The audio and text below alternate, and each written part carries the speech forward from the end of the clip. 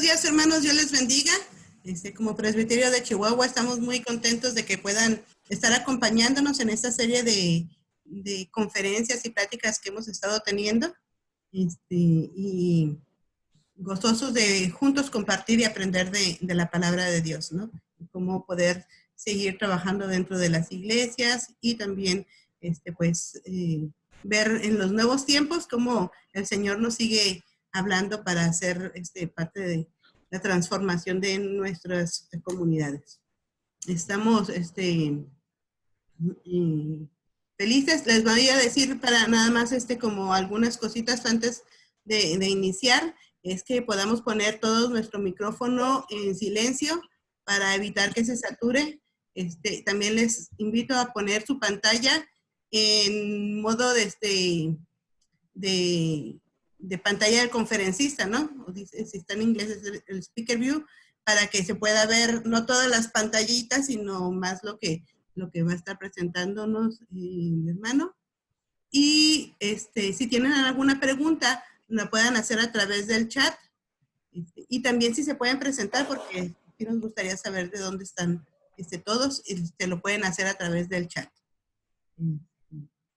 Entonces, vamos a iniciar primero con una oración.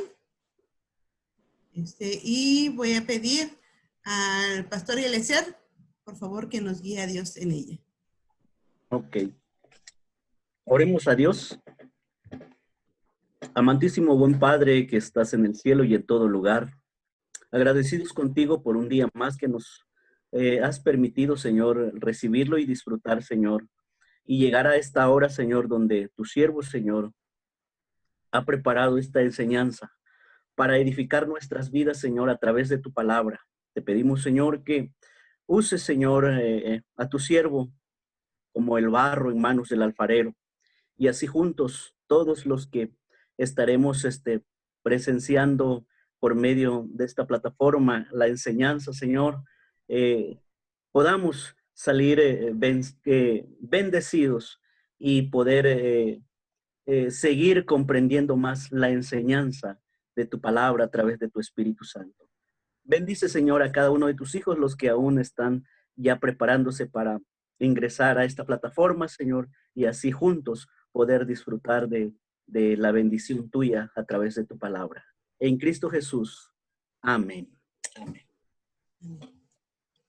Pues gracias, hermanos. Y seguimos ahorita admitiendo mientras vayan llegando los demás.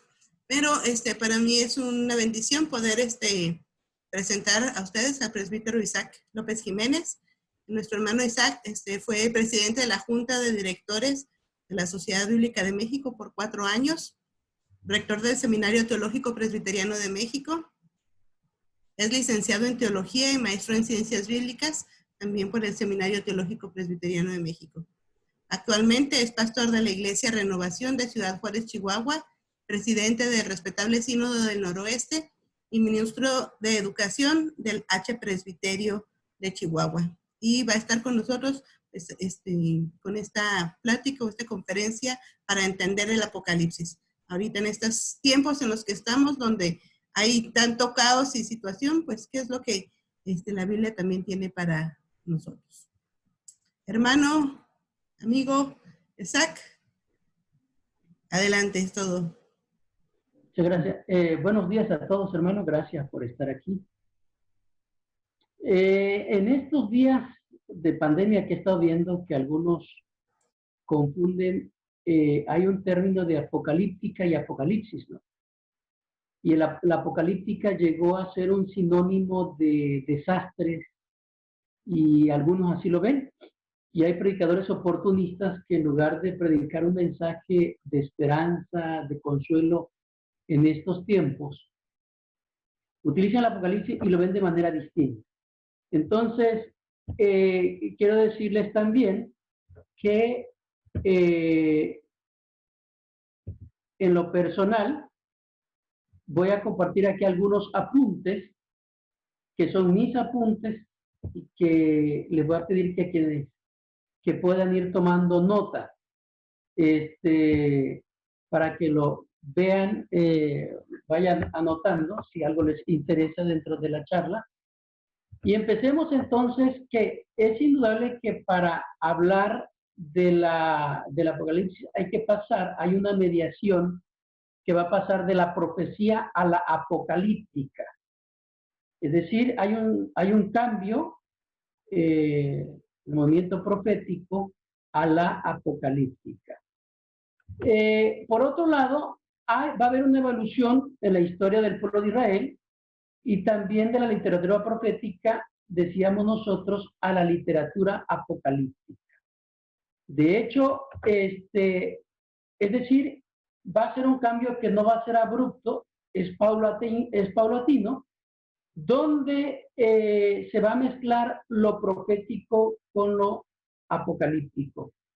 Dicho sea de paso, hay una mala comprensión o una mala apreciación en torno al profetismo, porque creemos que el profeta es el que adivina el futuro, pero tampoco el profeta es un adivino, ¿no?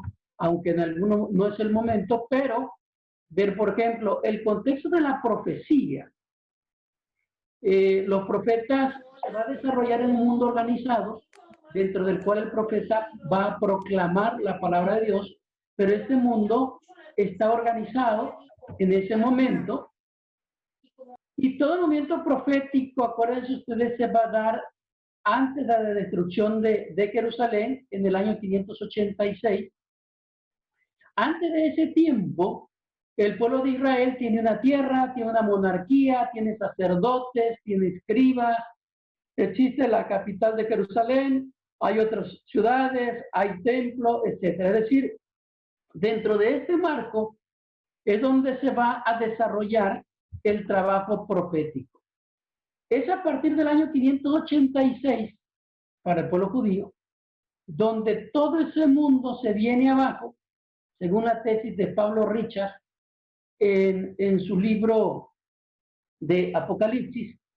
Este mundo se viene abajo, entonces se desquebraja todo en el pueblo de Israel, se quedan sin nada, sin tierra, entonces pierden toda referencia económica, toda referencia política, toda referencia religiosa al caer Israel.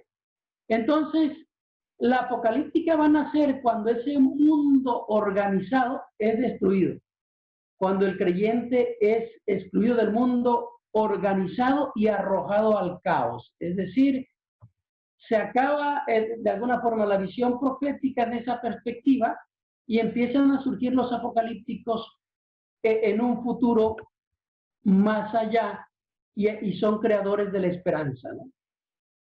Entonces, de alguna forma los apocalípticos van a hacer o buscan reconstruir la conciencia, una conciencia que ha sido destruida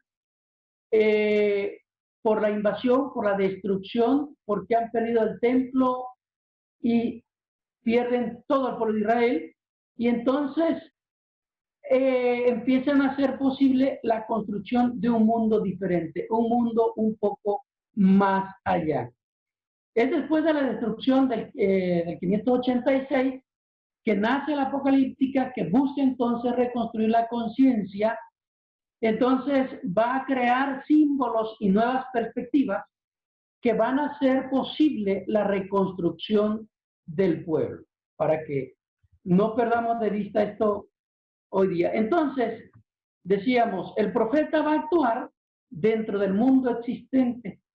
El apocalíptico condena el orden existente, pero anuncia la construcción de un mundo mejor.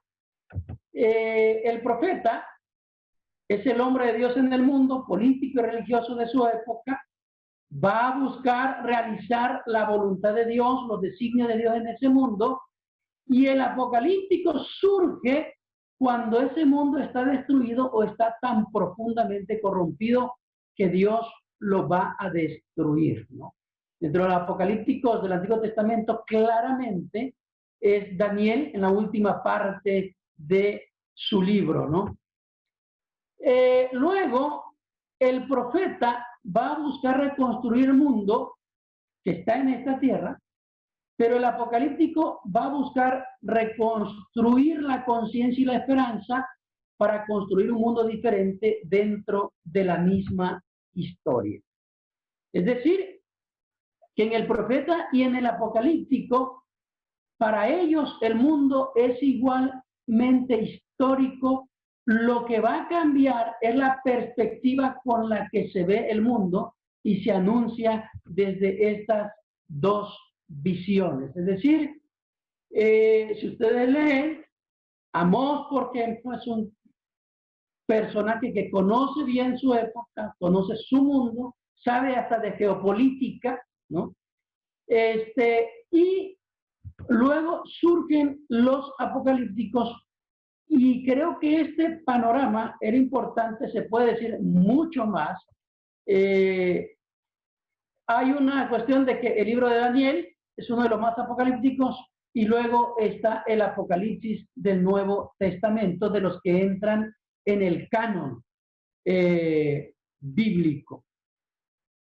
El Apocalipsis va a ser, desde la perspectiva del Dr. Juan Islam, es un libro sorprendente, es un libro fascinante, es un libro bonito. Y les hice este cuadro porque vean ustedes los receptores que era a los cristianos de Asia Menor en el siglo I y los cristianos de hoy, ¿no? Entonces, siguiendo también, por ejemplo, William Hendrickson dice que el propósito en su libro Más que Vencedores, la tesis de William Hendrickson es que el libro de Apocalipsis fue escrito para dar instrucción, consuelo y fortaleza a la iglesia sufriente y perseguida, no para darnos miedo. Por eso en los receptores, si ven ustedes en esta parte de aquí, donde digo receptores, son los cristianos de Asia Menor en el siglo I y los cristianos de hoy.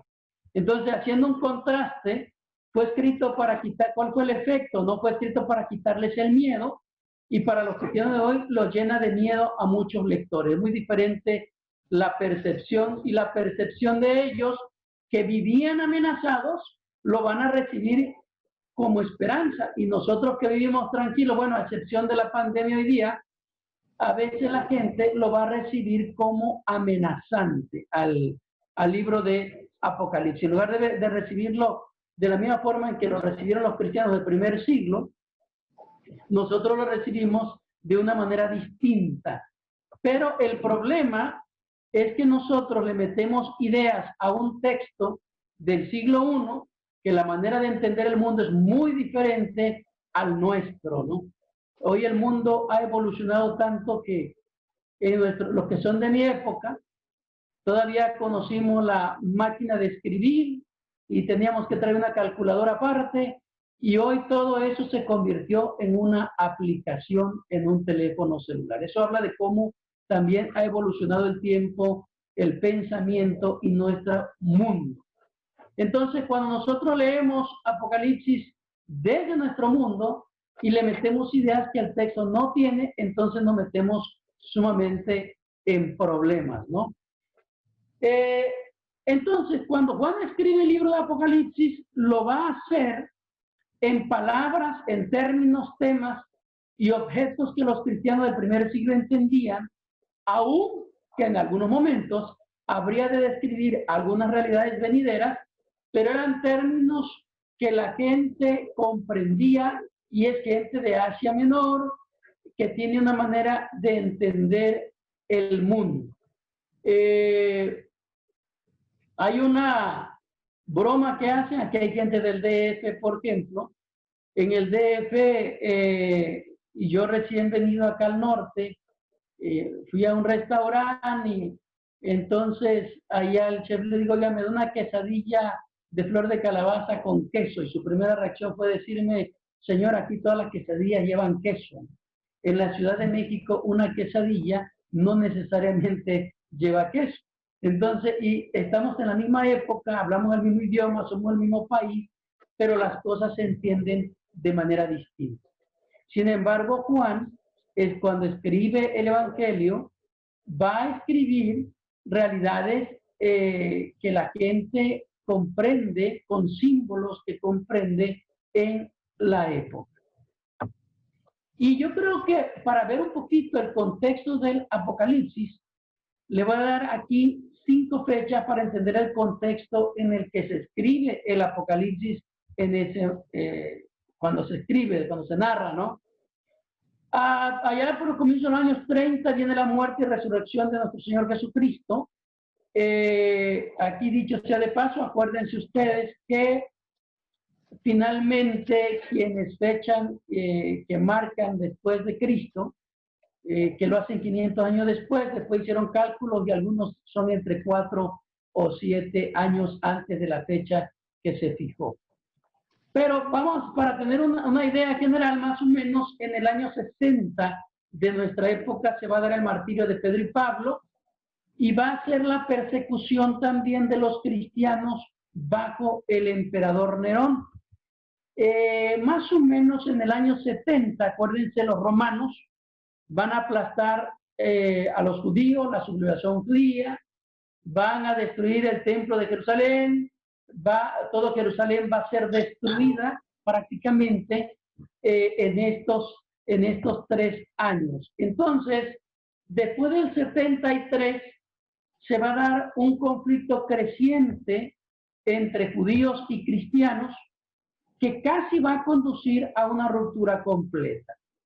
Les comento también que ahí es donde algunos historiadores, algunos investigadores del texto y del canon fijan más o menos el concilio de Jamnia en el año 100, donde el concilio de Jamnia legitima su canon con los libros 39 que nosotros tenemos hoy, y también lo hacen porque, según una teoría o tesis, es que los cristianos usaban también la Septuaginta, la traducción del hebreo al griego, que es otro tema también apasionante.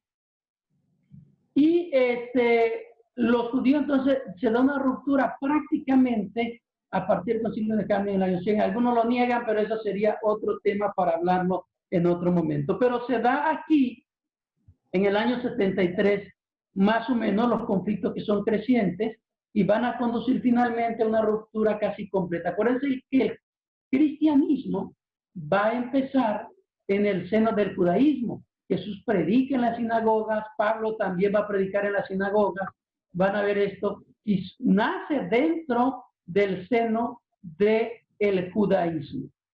Viene 81 más o menos al 96, viene el reinado de Domiciano, entonces quien sigue imponiendo la práctica del culto al emperador. Entonces los cristianos van a ser sospechosos y a veces objetos de persecución. Dicho sea de paso, la persecución, si ustedes revisan el libro de historia de Justo L. González, van a encontrar que la persecución nunca fue uniforme en todo el Imperio Romano. Se dio por partes. Hubieron secciones donde se dio la persecución, no en todo el imperio llegó un momento y que persiguieron a todos los cristianos, no. Hay áreas y momentos en la historia que se da, pero aquí sí, al final del siglo I, se empieza, entonces los cristianos van a ser sospechosos, a veces objeto de persecución, son perseguidos en ese momento, en este periodo. Más o menos el libro de Apocalipsis se va a escribir aproximadamente en el año, yo ubico 90, hay una discusión ahí, uno dice 95, 96, yo prefiero poner 90 para dar un lapso ahí que sea en el año para fijarlo como quieran, pero aquí viene. Otra característica del libro de Apocalipsis es que está escrito a 7 iglesias, y ustedes lo han leído,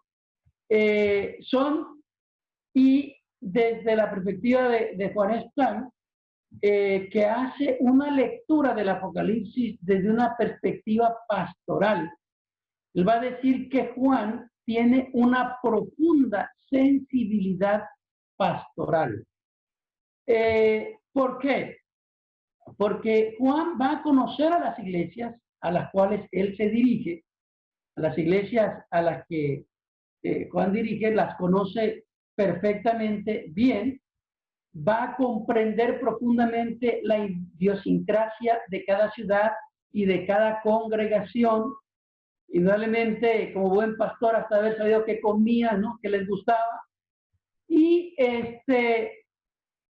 se había esforzado mucho por comprenderla a fondo con los defectos y desafíos de cada una, porque cuando escribe a cada iglesia en particular, lo hace conociendo la necesidad de cada una de las iglesias, sus oportunidades, sus áreas de oportunidades que van a tener, como se dice hoy, sus fortalezas que las reconoce, pero pues eso solamente un pastor cuando conoce a los miembros de la iglesia sabe de qué forma y cómo es y todo esto, ¿no?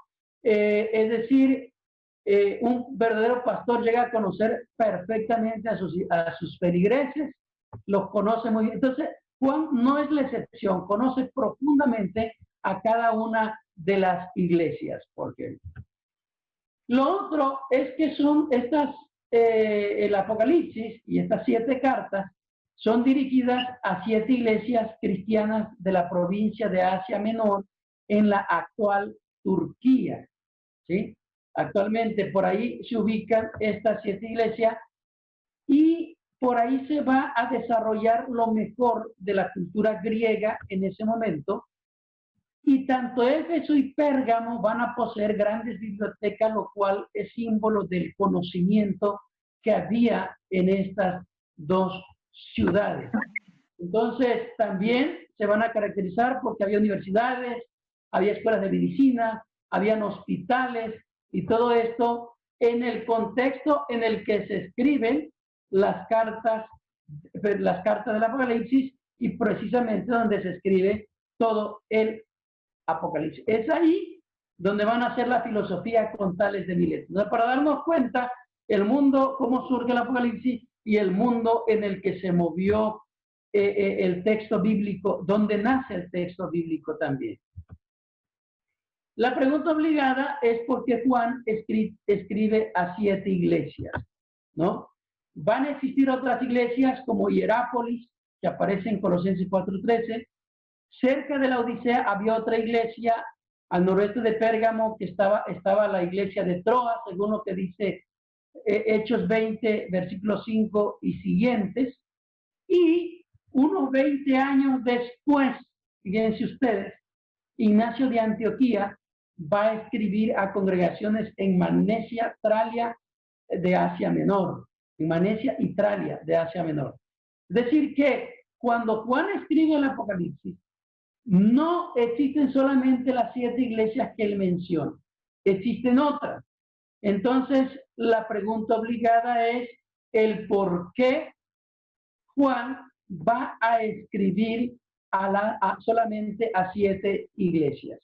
Y entonces, la conclusión a la que llegan como William Hendricks y Juan Stan es que Juan se limita a 7 para simbolizar lo completo y sugerir que estas 7 congregaciones representan a toda la iglesia en todas las edades.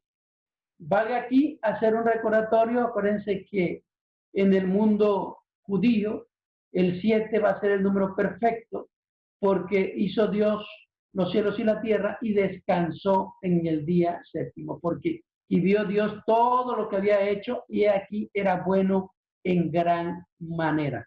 Entonces, es la razón por la que Juan utiliza ahí 7 iglesias. Entonces está representando a la Iglesia Universal en todas partes y en todas las edades.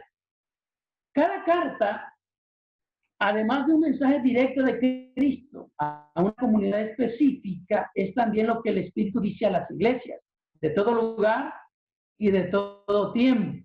Es decir, son cartas que indudablemente dicen algo a la iglesia del primer siglo o a cada congregación del primer siglo, pero que también nos van a decir algo a nosotros, a la iglesia del siglo XXI, en medio de la pandemia del COVID-19, también tienen algo que decirnos.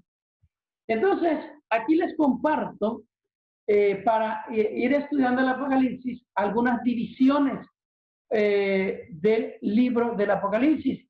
Acuérdense que Apocalipsis, Apocalypsus, depende cómo te hayan enseñado a pronunciar, pero que el Apocalipsis quiere decir revelación, ¿no? Entonces, por eso empieza como la revelación de Jesucristo, que dice que Dios le dio para manifestar a sus siervos las cosas que deben suceder pronto, y la declaró enviándola por medio de su ángel a su siervo Juan. Apocalipsis quiere decir revelación. En los capítulos, cuando Juan ve al Cristo glorioso y glorificado caminar entre los 7 candeleros de oro, que son los principios, los elogios y advertencias que esta carta contiene, tienen valor para la iglesia de todos los tiempos. Y dado que el libro también era para la iglesia de todas las edades, su mensaje tiene relevancia aún para nosotros el día de hoy.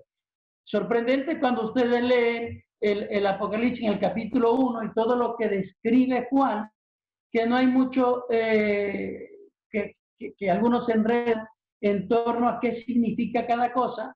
Dice: el misterio de las 7 estrellas que has visto a mi diestra y de los 7 candeleros de oro. Y él dice: las 7 estrellas son los ángeles de las 7 iglesias, y los 7 candeleros que has visto son las 7 iglesias. Entonces ahí explica Juan a qué se refiere versículos antes. Entonces decíamos que indudablemente que el mensaje de Apocalipsis va a tener relevancia no solamente para la iglesia del primer siglo, sino también para nosotros hoy. Los 7 sellos que van a comprenderse de los capítulos 4 al versículo 7, por ejemplo, encuentran ustedes que Jesús es llevado al cielo y ve sentado Dios en el trono resplandeciente, que es símbolo de que Dios es soberano y controla todo. Ve al Cordero que ha sido inmolado, que toma el rollo sellado con 7 sellos de la mano del que está sentado en el trono, lo que indica que Cristo ha logrado una victoria decisiva sobre la fuerza del mal y por eso es digno de abrir los sellos. Es símbolo también de que Cristo controla la historia.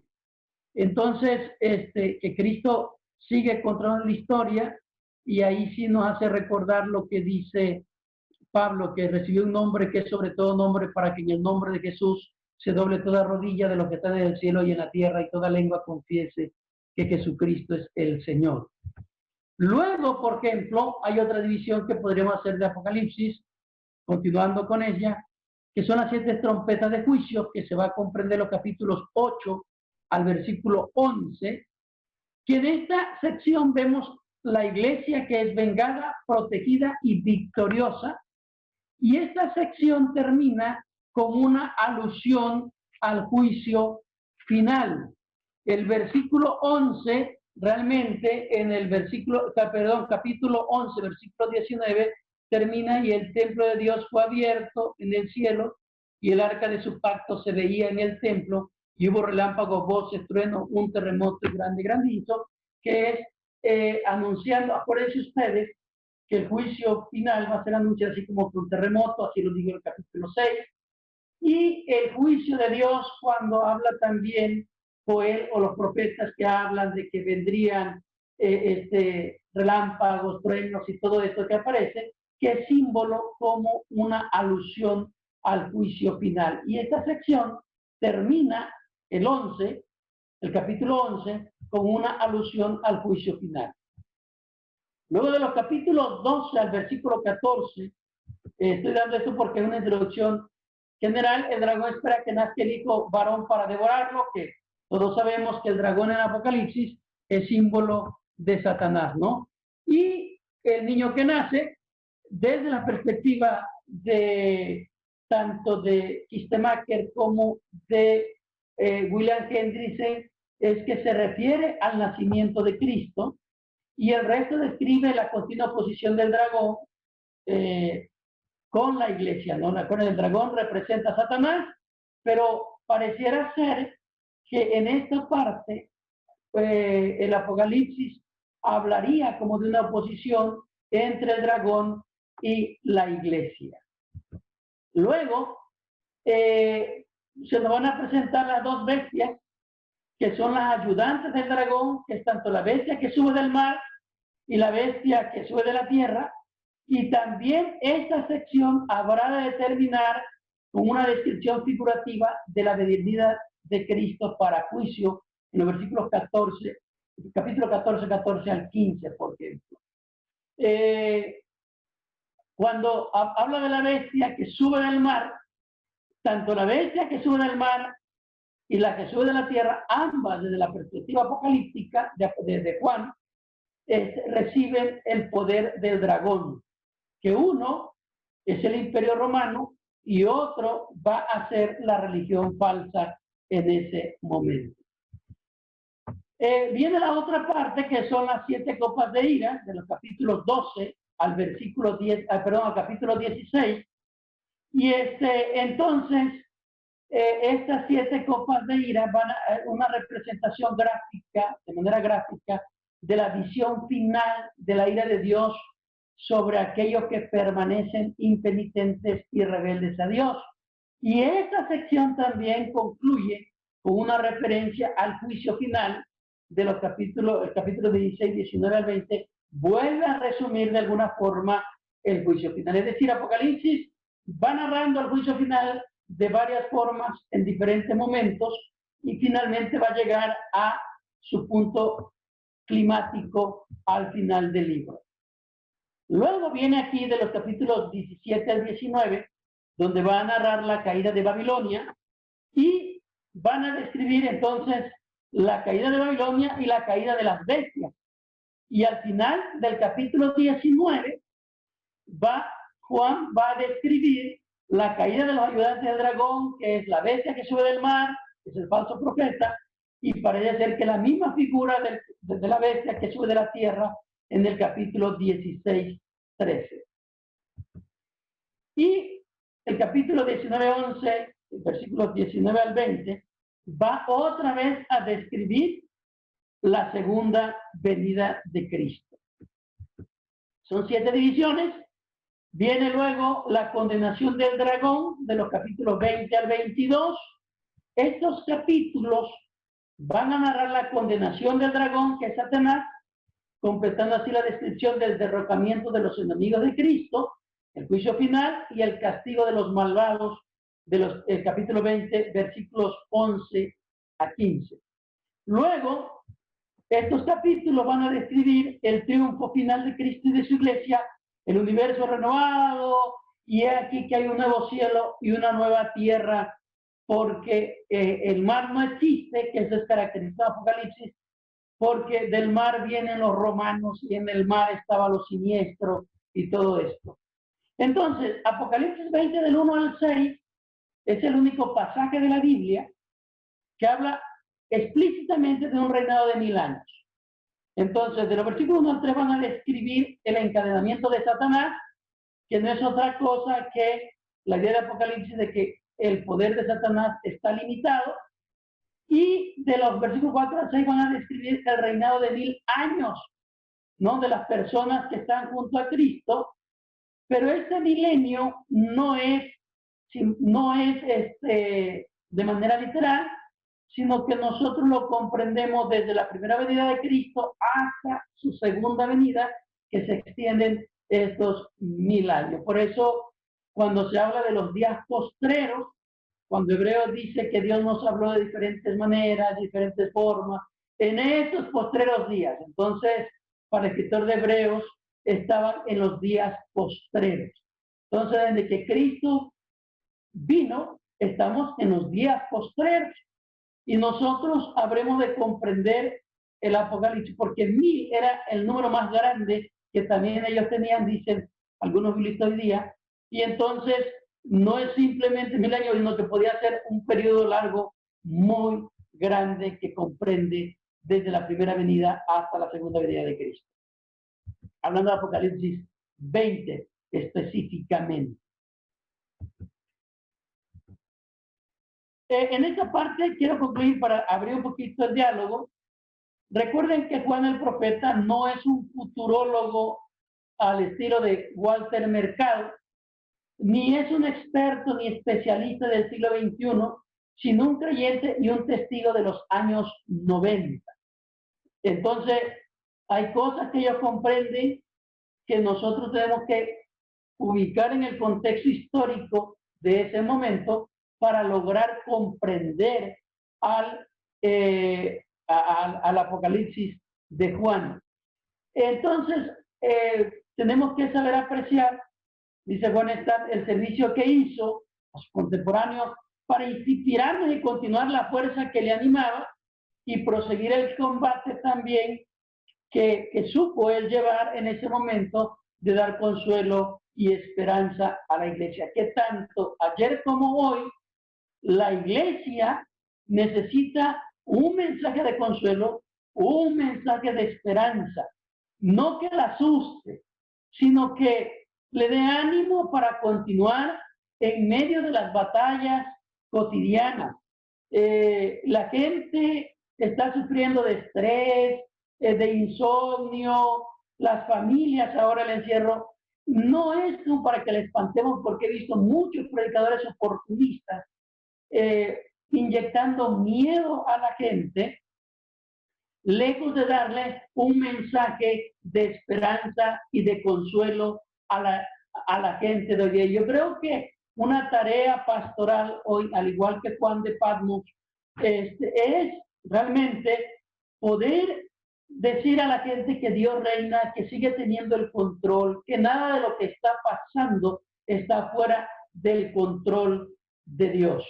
Y yo creo que nuestra gente viene de ganar, de pelear muchas batallas, de muchos conflictos, de muchas dificultades, y espera entonces un mensaje que le alimente, que no, yo siempre he dicho que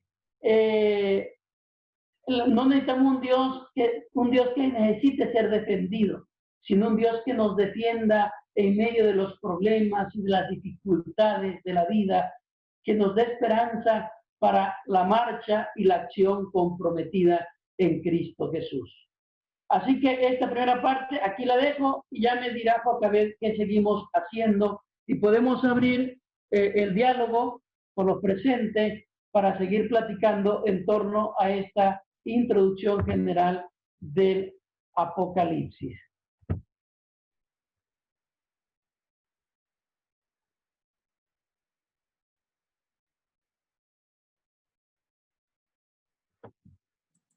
Bueno, muchísimas gracias por el tema y ver cómo, dependiendo de las realidades que también vivimos hoy en día, entonces es que debemos de analizar y ver y no entrar en situaciones de pánico, porque como decían, estamos escuchando el mensaje del Apocalipsis, es un mensaje esperanzador de vida. Entonces, hermanos, no sé si hay alguna pregunta que puedan decir. Ahorita, como decía el pastor Isaac, pueden abrir todos sus micrófonos y levantar la mano si hay alguna pregunta o algún comentario con respecto al tema que se está viendo. También si pueden abrir sus cámaras, tenemos muchos sin cámaras. Parece que algunos no me escucharon bien. También si hay alguna parte que necesitan que repitamos, porque algunos no se escuchó bien, hasta ahorita di los mensajes. Podemos comentar ahí algunas partes, o a veces tiene que ver con la cosa llaman la inestabilidad de los internet, ¿no? Pero a grosso modo presenté 7 pasos en los cuales se puede dividir el Apocalipsis para su estudio. ¿Hablar con este? Nada más hablo, sí. Bueno, no, bueno. Pero a ver, Sí, Daniel Rojas. ¿Para hablar? ¿Cuándo vas a hacer iniciar video? Felicitarte, pastor. Para felicitarte nada más y que le sigas poniendo más interés. Es muy importante tu participación. Queremos escucharte de otros temas más. Gracias, felicidades. Gracias, hermano. Muchas gracias. Comentarles que, como siempre, el Apocalipsis es un libro que despierta muchas expectativas o despierta, han hecho películas y todo, pero desde una perspectiva que no es la perspectiva correcta para entender el Apocalipsis. Mucha gente lo lee metiendo las ideas del siglo XXI al texto que estaba ahí. Alguna vez les comparto que vi a Juan Stam y él hizo una dramatización y dice, vamos a invitar a Juan de Patmos que siente aquí al lado de mí. Yo fíjate que es importante lo que tú tienes que hacer. O sea, porque tú empiezas, no, yo no puedo trabajar, no, pues, no, tú cuenta la idea. ¿Puedes? Sí. Ok. Entonces, sienta a Juan de Patmos y le dice, yo Juan, eso que tú dices de el petróleo negro, de las bombas nucleares, y Juan lo voltea a ver y le dice, pues no te entiendo nada, porque yo en este tiempo ando a caballo. Es decir, de alguna forma trataba de ejemplificar que a veces nosotros metemos ideas al texto que el texto no tiene. Queremos entender un libro que fue escrito en una época determinada, con costumbres diferentes, con costumbres distintas, con una manera diferente de entender y de ver el mundo que nosotros el día de hoy, ¿no? La iglesia del primer siglo no tenía estos medios que tenemos nosotros para comunicarnos y damos gracias a Dios por este avance, que a través de esto podemos tener gente de diferentes partes, pero no podemos nosotros decir que esto ya lo decía el Apocalipsis, ¿no? Otro tema también que vale la pena resaltar, por ejemplo, en este momento, es decirles que la Biblia, por ejemplo, empieza en un área rural, en el huerto del Edén. Ahí es muy rural. ¿Con qué termina la Biblia? Con la ciudad celestial. Lo cual implica que hay un desarrollo en medio de esto que llega desde lo rural, diríamos, por mencionar esta parte, a lo urbano, pero hay un desarrollo y en medio que le toca también a la humanidad hacerlo, como parte de la creación de Dios. Termina Apocalipsis con una ciudad, ¿no? De alguna forma también Génesis empieza con el paraíso perdido y Apocalipsis termina con el paraíso recuperado. Es sorprendente este desarrollo que se ve en el texto bíblico y leerlo desde esa perspectiva nos va a dar luces sumamente interesantes.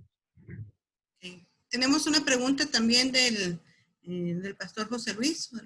De los libros leídos para preparar este estudio, ¿cuál puede recomendar y por qué? Yo creo que desde la perspectiva reformada tenemos el clásico Más que Vencedores, yo lo tengo en esta presentación, que es el de William Hendrickson. Es un librito que se ha editado varias veces, chiquito, se lee muy fácil, es de 256 páginas este librito. Otro librito obligado que debe de tener es este librito de Simón Kistemaker de Apocalipsis, ¿no? Desde la perspectiva reformada hay que dedicarle tiempo porque hay que leerlo porque ambos son traducciones del inglés al español y que nos hablan con una cosmovisión de cómo ellos lo ven. Cada uno es hijo de su tiempo, cada hombre es hijo de su tiempo, de sus circunstancias, y a nosotros nos toca crear el puente entre lo que ellos dicen y nuestro mundo.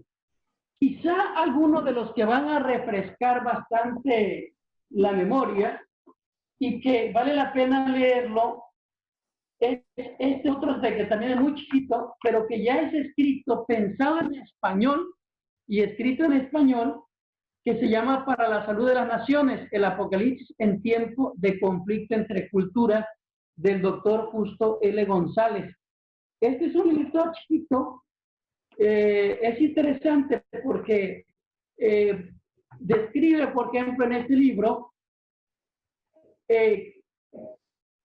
por qué las aguas, ¿no? Cómo, por qué en un momento dado habla de que la bestia que viene, que sube de las aguas y que es el Imperio Romano, porque en la época bíblica quien controlaba el mar, controlaba el comercio. El comercio se va a dar por área, por mares. Es interesante esa luz, por eso las diosas son representadas sentadas sobre las aguas, símbolo del poder que ellas tienen, que dominan, que controlan. En el Apocalipsis desaparece el mar, porque pues del mar viene todo lo malo, ¿no? Vienen los romanos, vienen los que lo invaden, ¿no? Entonces el mar desaparece. El mar no es como nosotros, que en el mar la vida es más sabrosa para la iglesia del primer siglo, sino que es una amenaza para ellos en ese momento. Otro librito que vale la pena tenerlo es este de Samuel Pagán, que también es una interpretación eficaz hoy, que es otro de los libritos que pueden irse ahorrando de sus domingos, que yo recomendaría esta bibliografía, porque ellos nos van a dar mucha luz en torno a ello. Ya de ahí se dispara la bibliografía. Aquí tengo, por ejemplo, el Apocalipsis de Juan Stam. Él lo va a hacer en 4 tomos. Si les encanta y es interesante, porque él lo va a hacer desde una perspectiva pastoral y trae aplicaciones para la vida cotidiana. ¿Cómo conseguirlo? Bueno, eso ya es una tarea que cada quien hay que, ahorita con la magia del internet, hay que googlear un montón de cosas y aparecen, y la bendición es que puedes comprar en línea y te lo llevan a tu casa, ¿no? Bendición que no tuvieron los cristianos del primer siglo, que no podían tener tantas copias. Por el que me preguntaba,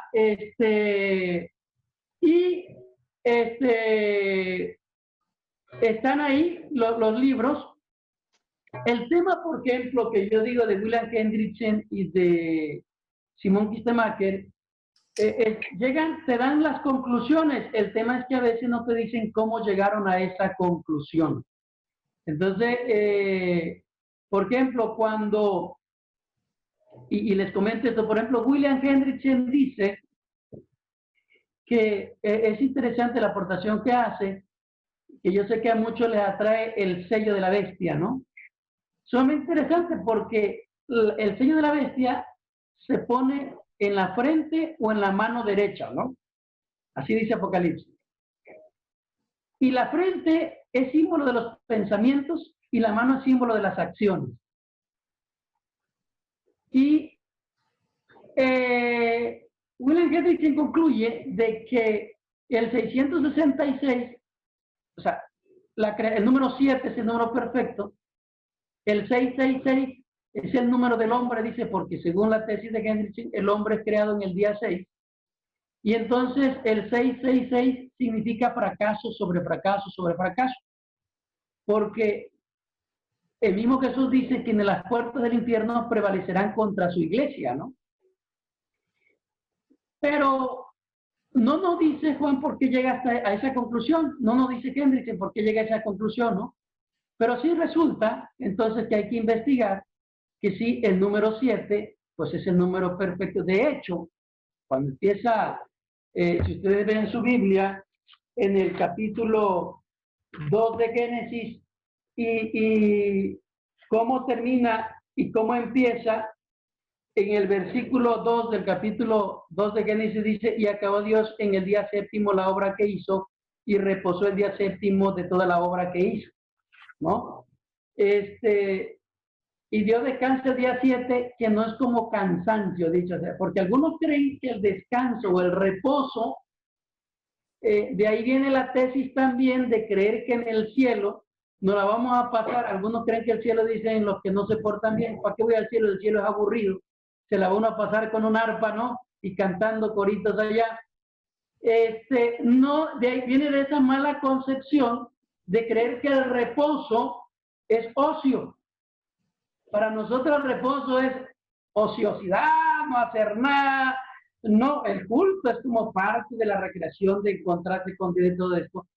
Y por eso el número 7 va a ser el número perfecto. William Hendrickson sigue acuérdense que hay una escuela que se va a llamar la gematria que le da símbolos valor numérico a las letras. Hace días me pasaron un video, no sé si han visto un refresco que es verde, no sé cómo se llama el refresco, pero tiene como 3 rayitas verdes que parecen de extraterrestres, ¿no? Y entonces, la señora que estaba diciendo, este refresco es diabólico, porque se parece a la Bab hebrea, y la Bab en hebreo es el número 6. Entonces contaba Bab más Bab, son 3 Bab, parecen 3 Bab, por cierto. Y entonces dice, es 666. Y me empecé a reír porque el 666, ahora sí que en la numeración judía, que le daban valor a cada letra, un valor numérico a cada letra, no se cuenta como nosotros repitiendo el número, ¿no? Que nosotros sí repetimos el número, 666 ponemos 3 veces 6, ¿no? En el caso de ellos es diferente. Acuérdense que el número romano, pues les pongo este ejemplo, el número 10 romano es una X, ¿no? Y el número 40 no se va a representar poniendo 4 veces una X, ¿no? Sino se pone ¿cuál? La L y una X. Es el número 40, es diferente, ¿no? Lo mismo pasaría con los nombres, cada letra tiene un valor, entonces no se cuenta igual que como nosotros. Entonces esa interpretación pues evidentemente es errónea, ¿no? Y están vacilando a la gente. Por eso es importante hacer investigación, sumergirse en este mundo bellísimo, no es de miedo. Simplemente cuando Juan describe al dragón y que con la cola se lleva la tercera parte de las estrellas, si fuera literal, pues, o sea, lo que hace es mostrar de manera espantosa para hablarnos de la crueldad y lo que es capaz de hacer Satanás. Pero es interesante, muy bonito, porque en cada momento va a hablar de la grandeza y de la soberanía de Dios. Para empezar, cuando el dragón quiere hacer la guerra con Dios, ni siquiera pelea con Dios. Porque ¿quién lo vence? Miguel y sus ángeles. O sea, ni siquiera con Dios. Y cuando habla, por ejemplo, es sorprendente, porque cuando dice que junta a la gente en la batalla de Armagedón, que se han hecho películas de eso, ¿no? Junta a la gente para luchar contra la ciudad santa, para la gran guerra, y ni siquiera hay guerra, porque si ustedes siguen leyendo, desciende fuego del cielo y los consume a todos. O sea, ni siquiera se da la guerra. Lo que marca es decir que un Dios que tiene el control y que nada escapa a su poder, a su señorío y a su soberanía. Desde esta perspectiva es que yo les invito que cuando lean el Apocalipsis lo investiguen desde esa visión del Dios soberano del capítulo 4, que está sentado en el trono, que controla todo, que está ahí marcando pues la soberanía de Dios. Pero bueno, no sé si tienen algún comentario o se vale estar en desacuerdo, ¿no? O algún comentario al respecto, bien pueden hacerlo.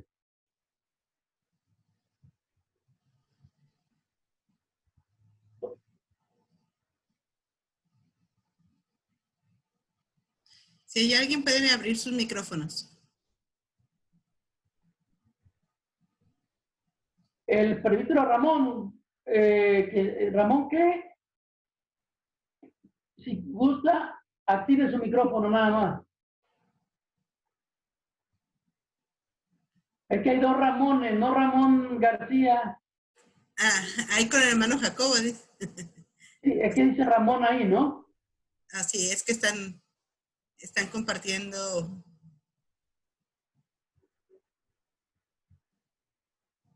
Ok, ahí estamos listos. Sí. Sí, saludos, mis Adelante, amados hermano. hermanos. Mi nombre es Jacobo Rodarte, aquí estamos en Agua Prieta, Sonora, acá con el pastor Ramón. Estamos a sus órdenes también, hermanos. Bien. Hay dos cosas, o se entendió todo o no se entendió nada. Está el Luis, ¿quiere decir algo, pastor Luis? Sí, muy buenas tardes a todos. Les saludo aquí desde Felipe Carrillo Puerto, Quintana Roo. Gracias por permitirme estar en esta plática muy interesante.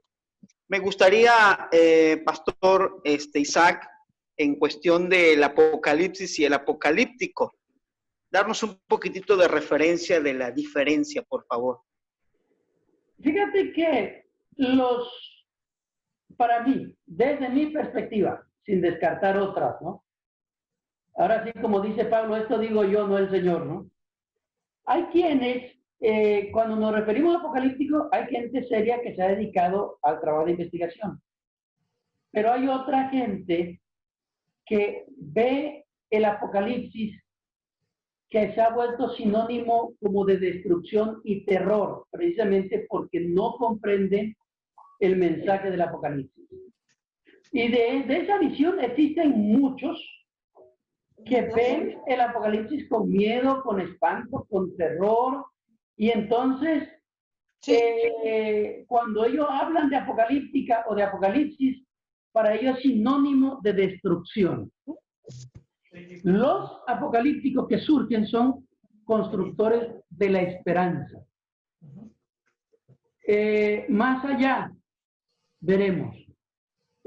Por ejemplo, como termina Daniel, muchos de los que duermen en el polvo de la tierra serán despertados. Unos para vida eterna y otros para vergüenza y confusión perpetua. Y dice, pero los entendidos, ¿no? Que es una visión resplandece. ¿Cuándo va a ser eso? Más allá, ¿no? Pero es una visión que construye una esperanza, que este presente no es el final, sino que viene un final más adelante con esperanza. Entonces ellos van a construir la esperanza, no el miedo ni el pánico en la gente, ¿no? De ahí, por ejemplo, tengo cuando ustedes leen Apocalipsis 21, por ejemplo, donde habla de Jerusalén y la describe, que tiene los portones abiertos y que nadie ya va a pagar su recibo de luz porque la ciudad no necesita de luz porque Dios está en medio de ella, y que la calle principal es una calle de oro, ¿no? ¿Sí? Entonces, realmente lo que está haciendo el autor es que nos está diciendo que esa ciudad es una ciudad segura. Por eso tiene los portones abiertos. No como nosotros, ¿no? Que cerramos todo y compramos el perro y hay que pagarle a alguien que cuide el perro. Porque nuestras ciudades son inseguras. Ahí, el Apocalipsis tiene los portones abiertos porque es seguro. Y la calle de oro. Porque la riqueza estará bien distribuida y estará al alcance del pueblo. Esa es la idea del Apocalipsis. Es una visión con esperanza, ¿no?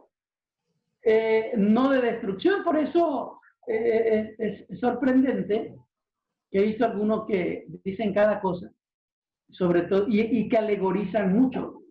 Orígenes, que fue el padre que nos heredó la interpretación alegórica de la Biblia, no ha muerto. Está muy vivo en muchos sectores que repiten esos conceptos, ¿no? Pero Apocalipsis no va por esa perspectiva, ni se ve desde esa óptica. Decimos, y repito, ¿cuál es el mensaje central? Ahora sí, el mensaje central es la victoria de Cristo sobre el dragón y sus ayudantes. Y el propósito es dar consuelo, esperanza y fortaleza a la iglesia sufriente y perseguida del primer siglo. Ese es el propósito. No para que nosotros demos y metamos miedo a la gente, sino Pastor, en ese sentido. Sí. Solamente para comentar. Solamente para contar y preguntar también. Hablábamos del Apocalipsis de Daniel y del Apocalipsis de Juan, el que usted mencionó. La primera pregunta sería, hablaríamos de que el concepto de apocalíptica también va evolucionando conforme el tiempo. Esa es una pregunta. Sí, por y la supuesto. otra pregunta es si pudiéramos hablar de un nuevo apocalipsis 2000 años después y quién le escribiría o bajo qué circunstancias. Y la tercera, que es un tema de actualidad y que es la preocupación de muchos cristianos. Hoy en nuestros días estamos hablando de un nuevo orden mundial que tiene una conexión con la gran tribulación y el anticristo. Bueno, quiero empezar primero diciendo que el idioma es vivo, ese no se queda estático, ¿no? Evoluciona, hay una evolución en el pensamiento, hay una evolución en la apocalíptica de Daniel al apocalipsis de Juan, y indudablemente también cuando uno estudia el Apocalipsis de Juan vas a ver raíces del Antiguo Testamento y que Juan está mencionando profetas del Antiguo Testamento. Sin embargo, hay una contextualización del mensaje de Apocalipsis de Juan. Por decirlo de alguna forma, es lo que todo pastor debe hacer cada domingo.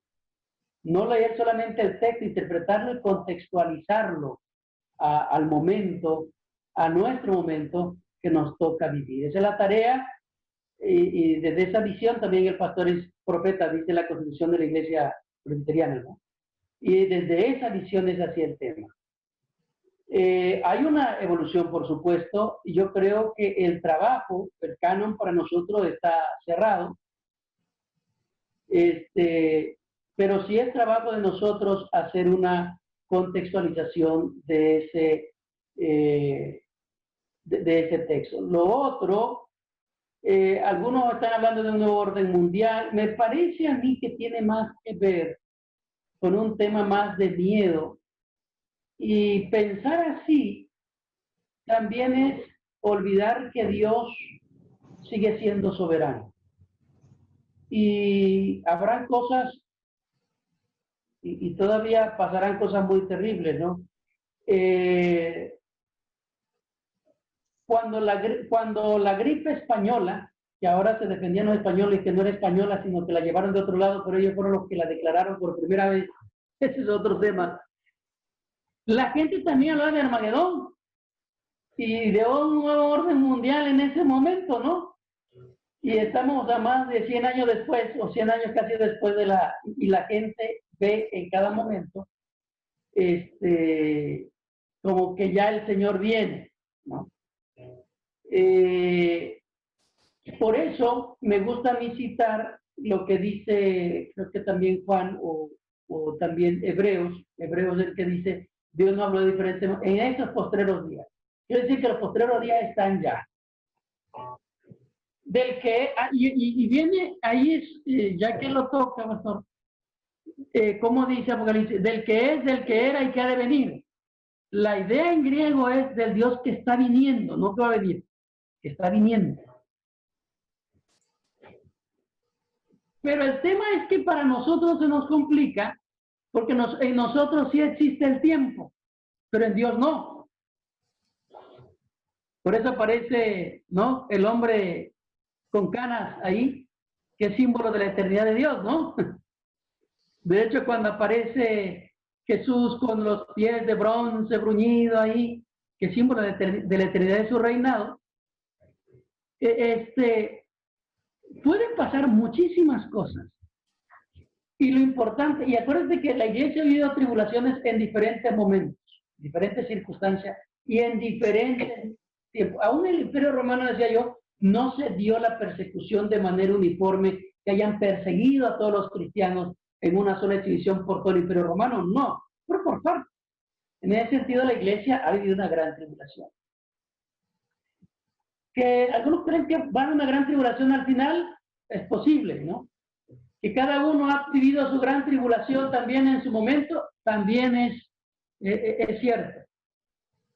Pero el texto no nos da para decir y poder adivinar cuándo viene Cristo.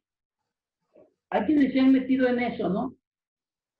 Y me daba risa de alguien que decía que Cristo venía en el 2018 porque el Salmo 118, en el versículo 18, y lo hacía, y me dio risa. Porque para empezar, los capítulos no son inspirados. Todos se inventaron como en el año 1000, ¿no? Y los versículos en el 1500 y tanto con Etienne, ¿no? Que los separó. Pero te da risa ese tipo de lectura. Mismo Jesús va a decir que nadie sabe el día ni la hora, ni los ángeles, solamente su Padre, ¿no? Pero ¿qué nos llama a nosotros? A vivir como si fuera el último día que nos tocase vivir. Por eso se va a describir que la venida del Hijo del Hombre será como ladrón en la noche. ¿Por qué? Porque el ladrón ni te avisa si supiera. Por eso mismo Jesús dice, si supiera cuándo viene el ladrón, pues te quedaba en tu casa y no dejaba que ¿no? Pero ¿cuál es la característica del robo en la casa habitación? Es que es sorpresiva. Nadie la espera. Es de repente, ¿no? Y dice, así será la venida del Hijo del Hombre. Y Jesús nos llama a eso para estar preparados, porque como yo lo veo, o sea, Jesús podría venir en cualquier momento. Hay otro pasaje, no recuerdo ahorita, ustedes me ayudarán a recordar, que dice, uno dice que será como los días de Noé, casándose, o sea, estarán en gran pachanga, ¿no? Y otro dice, cuando digan paz y seguridad, cuando todo esté tranquilo, que aparentemente lleguemos, va a venir Cristo. Entonces, ¿en qué momento será? No lo sabemos. Simplemente el mensaje de la Biblia nos llama, Jesús, a estar preparado en cualquier momento. Como dice Pablo, debemos tener la seguridad nosotros, desea que vivamos o que moramos, que somos del Señor. Eso es lo importante al final del día, ¿no? Porque ¿para qué saber tanto si no tiene la seguridad de que vas a estar con el Señor, ¿no? Y como decía Spurgeon, dice Spurgeon, cuando yo llegue al cielo, van a ver dos cosas que no esperaba ver. Primero, los que creí que iban a estar, no van a estar. Y van a estar los que yo creí que no iban a estar. Pero lo peor de todo es que yo voy a estar ahí, decía Spurgeon, ¿no? Entonces yo creo que esa debe ser la confianza de cada uno de los creyentes en Cristo Jesús.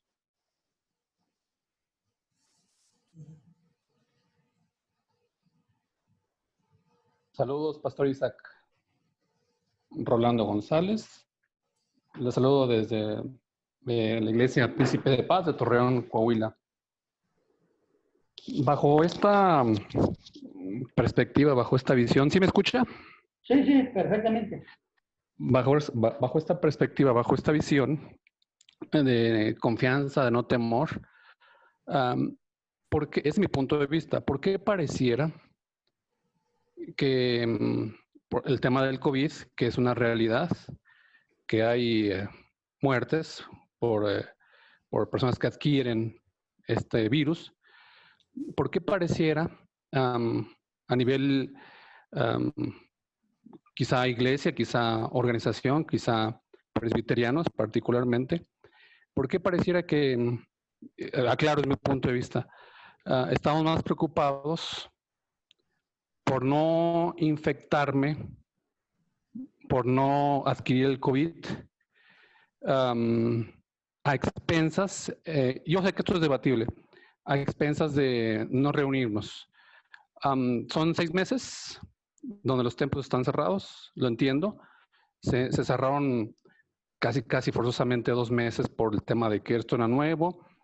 Pero pensando en voz alta, quizá los templos se mantengan cerrados 1 año, 2 años más, porque no es un servicio esencial, porque hay servicios esenciales donde incluso uno tiene que ir a trabajar, también lo entiendo, o trabajas o no comes, ¿no? Es la primera vez en la historia de la iglesia donde la iglesia, digo, hay efectos donde hubo guerras mundiales y pues los bombardeos impedían este tipo de reuniones dominicales, ¿no? ¿Cómo enlaza, cómo unir, cómo relacionar? Por una parte tenemos el cuarto mandamiento, donde el Señor nos dice, observa, cuida el día de reposo, ¿no? Que es el día domingo, donde estamos llamados de manera corporativa, de manera unánime, a estar reunidos en un lugar físico, ¿no? Y por el otro lado tenemos el temor, el miedo, pensando como si el COVID tuviera autonomía, como si se mandara solo. ¿Cómo une o cómo debería la iglesia afrontar y aplicar obviamente este mensaje de apocalipsis de esperanza a estos días, ¿no? Donde la iglesia, lo hemos visto en otras partes, ¿no? En China es atacada, lo hemos visto directamente ahorita con MacArthur, donde el gobernador de California expresamente ha entablado una lucha legal contra Grace Community Church porque se están reuniendo, ¿no? ¿Cómo bajo su perspectiva, la iglesia debería actuar en el sentido de reunirse y en qué momento hacerlo, ¿no? ¿Vamos a estar sujetos o vamos a estar esperando a que el semáforo se haga verde en 2 años? ¿O en fe o en, no sé si incluso en resistencia o desobediencia? Reunirnos y empezar a reunirnos porque es un servicio esencial para la iglesia, para el cristiano, para la comunidad también, ¿no? ¿Cómo une usted estos puntos? ¿Cómo lo aplicarían esos puntos, hermano? Primero, hay una evolución en el pensamiento, dicen algunos en Apocalipsis, porque el buen gobierno de Romanos 12 es el mismo gobierno diabólico de Apocalipsis 13, ¿no? Es decir, hay una concepción ahí en torno al gobierno. Lo segundo es que este virus es un virus que, según se ha dicho, algunos pueden ser transmisores, que eso es lo más triste, y no te hace nada, pero se andan infectando a la demás gente. Y algunos hemos tenido COVID y no nos hemos muerto, porque yo soy un sobreviviente del COVID, ¿no? Dios tiene planes para mí todavía. Algunos les dio como una gripa, otros no. Pero yo creo que también hemos aprendido una nueva forma de ser iglesia. Siempre hemos predicado que la iglesia no son las 4 paredes, y ahora lo hemos vivido. La iglesia en sus orígenes no empezó con un templo. Empezó con gente en casas y reunidos en casa, lo cual significa que la iglesia va más allá de 4 paredes. Y desde mi perspectiva, que no comparto la visión de MacArthur, creo que hay un tema de vida. Dios es un Dios de vida, no de muerte. Y primero debe estar la vida de los seres humanos, ¿no? De hecho, cuando Dios, por ejemplo, cuando el hombre cae en pecado, Dios maldice a la serpiente, aún hasta la tierra, pero no maldice al ser humano. Porque el ser humano es su imagen, es su creación. Y el primer compromiso con Dios, desde mi perspectiva, es un Dios de vida. Creo yo que el mensaje de esperanza de Apocalipsis en medio del COVID, es decir que aunque pareciera que el COVID nos ha dominado a muchos, la verdad es que Dios sigue siendo soberano. Por eso el Salmo 46 dice, Jehová de los ejércitos está con nosotros. Pero no tiene nada que ver con el tema de si nos reunimos físicamente o no. Yo creo que es un tema más de salud y más de compromiso y de amor al prójimo. Porque el hecho que yo esté sano no significa que yo no podría ser transmisor, y si infectar a un hermano que esté más vulnerable que yo. Te cuento la experiencia. Por ejemplo, en mi caso, mi hijo empezó con una gripita y lo procesó como una gripa. Mis 2 hijos y mi esposa. Pero a mí me pegó más fuerte. ¿Por qué? Tiene que ver, no sé, tantos factores que dicen, y la verdad que ni la Organización Mundial de la Salud sabe cómo se comporta este virus, ¿no? Y yo digo, después de haberlo vivido, es que debemos de seguir siguiendo. Yo sí creo que el tema de la sana distancia, de usar el cubreboca, sí limita que el virus se siga expandiendo. Ahora, habrá momentos, ¿no? Yo tengo entendido que este tema del gobierno mexicano lo fue haciendo así para no saturar los hospitales. Es el argumento oficial. He tenido hermanos que trabajan en los hospitales y dicen que ya están saturados, ¿no? Porque pues algunos que no lo creen, otros que sí lo creen, otros lo llegan a creer cuando ya les pasa, ¿no? Pero yo creo que esto va a pasar, como cualquier otro momento, como pasó la gripe española, que tardó 3 años. Acuérdense que la gripe española tardó 3 años. No tengo datos de cómo lo vivió la iglesia en ese momento, pero sí hubieron apocalípticos que veían esto como catastrófico. Yo creo que aquí es un momento, y le voy a dar mi visión, ¿no? Y al igual que en el Apocalipsis, Dios sigue siendo soberano y tiene el control de todo. Me parece a mí que esto no es la voluntad de Dios, pero Dios lo permite. Porque acuérdense que a través de esto Dios ejerce juicio, pero al mismo tiempo afirma la fe de los creyentes. Y es el momento de volver a ver hacia Dios. Y yo por eso diría, el Apocalipsis no tiene que ver con si abrimos o no cerramos los templos, tiene que ver con un mensaje de esperanza, de paciencia también, ¿no? Porque esta también es una prueba de paciencia. En este momento, de ser paciente, llegará el momento, lo sabemos, esto va a pasar. Como toda pandemia que ha vivido la humanidad, va a pasar. ¿Nos va a tocar que algunos nos vamos a morir? Pues sí. Escuché hermanos que dicen, de todo modo, va a haber momentos en el que vamos a volver a subir al semáforo rojo y nos van a volver a encerrar, ¿no? Pero mientras no hay una vacuna, nada es seguro. Pero yo sí creo que sí tiene que ver más con un tema de amor al prójimo. ¿Y la esperanza dónde está? Es un Dios soberano. Nada escapa al señorío de nuestro Dios y nada está fuera del control del Cordero que fue inmolado, que aparece en Apocalipsis 4 y que recibe el rollo y que sigue controlando la historia.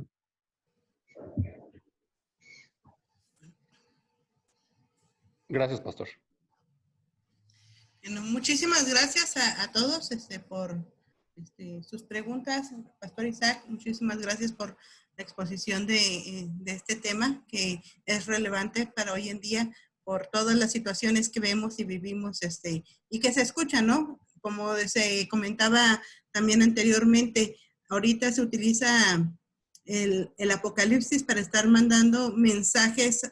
Ahorita que la comunicación es a través del internet y del YouTube y todas esas otras fuentes, en un mensaje de temor, y como nosotros debemos ver, nosotros vemos la Biblia con los ojos de hoy en día, pero también necesitamos ver cuál es el contexto en el que se escribió y cuáles son las situaciones. Cada uno va interpretando también conforme el contexto que está viviendo. Entonces, para poder abrazar el mensaje, entenderlo, es ver qué es lo que sucedió.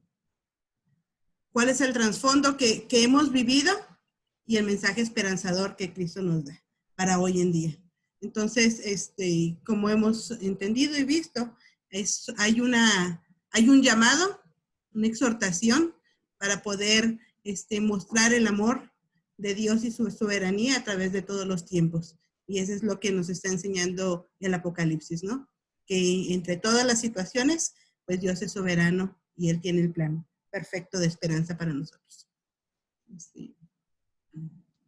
Vamos a terminar este tiempo, no sin antes invitarlos a que sigan con nosotros. Los martes tenemos estudio, diferentes temas, y ya el ministro de Educación nos va a decir cuál es para la siguiente semana, y nos estará informando a través de pues el WhatsApp o diferentes medios de comunicación.